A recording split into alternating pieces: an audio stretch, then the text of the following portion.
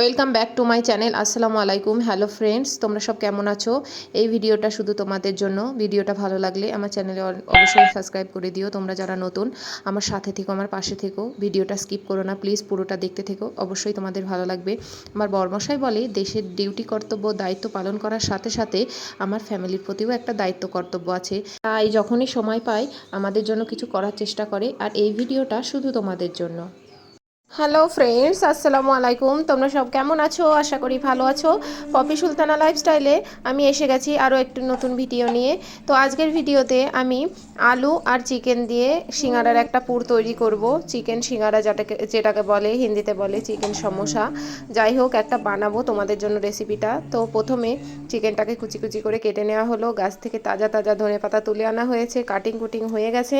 তো এদিকে আমি প্রথমে কড়াইয়ে দিয়ে দিয়েছি একটু সর্ষের তেল। সব সময় সর্ষের তেলে করার চেষ্টা তোমরা করবে।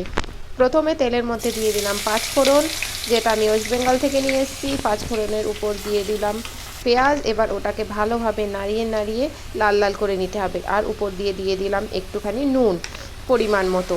এদিকে টমেটো কুচি আছে, ধনেপাতা কুচি আছে, চিকেন পিস করা আছে, বোনলেস চিকেন, আর আলু সিদ্ধ করে কাটা আছে। একটু সিদ্ধ করে নিলে কি হবে, পুরটা বানাতে আমার সহজ হবে।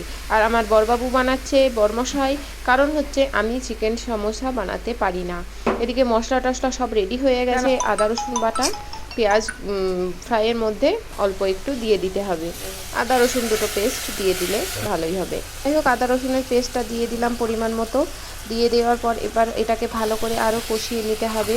যত তুমি কষাবে ততই টেস্টি হবে। তারপরে উপর থেকে দিয়ে দিলাম টমেটো কুচি। এবার টমেটো কুচিটাকেও ভালো করে মানে নাড়িয়ে নাড়িয়ে এটাকেও পাকিয়ে নিতে হবে। আর এদিকে ওই পুর বানানোর ফাঁকে ফাঁকে আমার বর ময়দাটাকেও মাখিয়ে নিচ্ছে। তো এদিকে কড়াইয়ে দিয়ে দিল চিকেন কুচি। তো চিকেন দিয়ে আবার নাড়াচাড়া করছে, আর ওদিকে একটা পাতিলায় ময়দাটা ঢেলে নিল। আর এই দেখো, দেখেছো কালারটা দেখো। এরপরে মশলা টশলা দিতে হবে, এখনও কিছু দেওয়া হয়নি। এটাকে চিকেনটাকে ভালো করে সিদ্ধ করছে।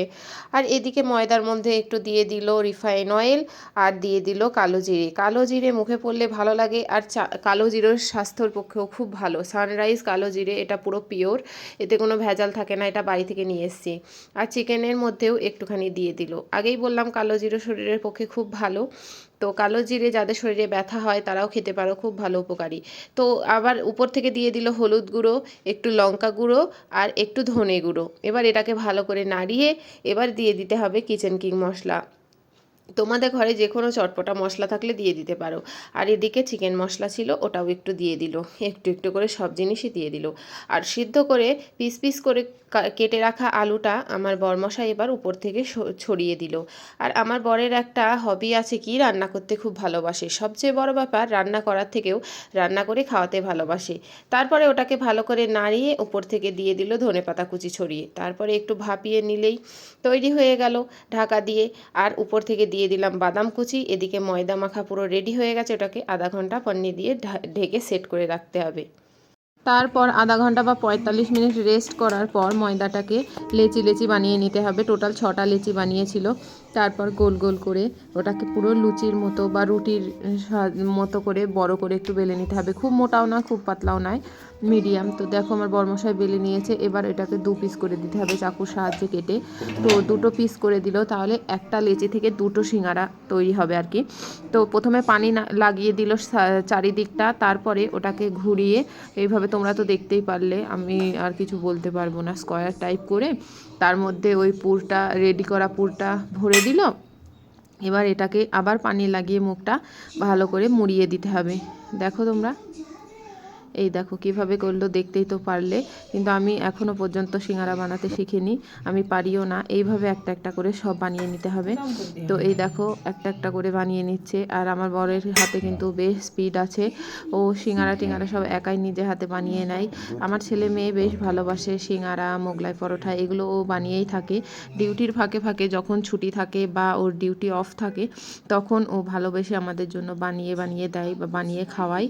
এই দিকে কিন্তু খুব খেয়াল রাখে, আমাদের খুবই খেয়াল রাখে, মানে বাচ্চাদের আমার প্রতি খুবই যত্নবান একটা মানুষ। এই জীবনে এত ভালো একটা মানুষ পাবো হয়তো আমার আশারও বাইরে ছিল। তো আমার জীবনটা পুরোই পরিপূর্ণ। সে যাই হোক, কথা বলতে বলতে সিঙ্গারা বানানো তো মানে হয়ে গেল প্লেট ভর্তি করে। এই দেখো আগে সবটা বানিয়ে নিলাম, তারপরে এবার ভেজে নেওয়ার পালা। আমি যেহেতু ক্যামেরা করছিলাম তো আমার বরমশাই সব কাজগুলো করছিল। তো আরেকটা কথা তোমাদের বলে দিই, সিঙ্গারা বানাতে গেলে কখনোই তোমরা গরম তেলে সিঙ্গারা ছাড়বে না। সব সময় চেষ্টা করবে ঠান্ডা তেলে, মানে হালকা গরম হলেও হবে না হলেও হবে, কোনো ব্যাপার না। কড়াইয়ে তেল দিয়ে তার মধ্যে সিঙ্গারাগুলো ছেড়ে দেবে। তো ছটা ছটা করে ছাড়া হয়েছিল। যাই হোক, তো এই জন্য গরম তেলে ছাড়া যাবে না, তাহলে সিঙ্গারার উপরে বাবলস টাইপ কিছু মানে দেখা যায় বা এরকম হয়। তো যাই হোক দেখো, তাহলে বাবলসটা খুব একটা বেশি হবে না আর কি, আর মচমচে আর ক্রাঞ্চি হবে, খুবই ক্রাঞ্চি হবে। তো এই দেখো আমি দুবারে ভেজে নিয়েছিলাম, কারণ একবারে হবে না। তো সিঙ্গারাগুলোর কালার দেখেছো, দেখেই তোমাদের খেতে ইচ্ছা হবে। আর এত ক্রাঞ্চি আর ক্রিস্পি হয়েছিল। তো দুবারে যেহেতু ভাজলাম, কারণ একবারে জায়গা হয়নি, তো আস্তে আস্তে ভেজে নিয়েছিলাম। ওদিকে ছেলে মেয়ে অপেক্ষা করছে কখন হবে কখন হবে। তো এই দেখো আবারও প্লেটে উঠিয়ে নিলাম। আর সিঙ্গারা কি বলবো, এখানে পাঞ্জাবি সিঙ্গারাগুলো আমার একদমই পছন্দ না, ওই জন্য আমরা বাড়িতে বানিয়েই খেয়ে থাকি। আমার বর এখন সিঙ্গারা টেস্ট করে দেখছে কেমন হয়েছে, এবার রিভিউটা দেবে।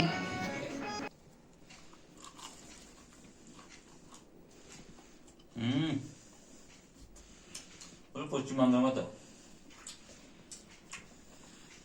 हेलो फ्रेंड्स, তুমি কি খাচ্ছ বলো? समोसा समोसा कैसा है? बहुत टेस्टी बहुत टेस्टी। है। खुदा हाफिज, बाय बाय।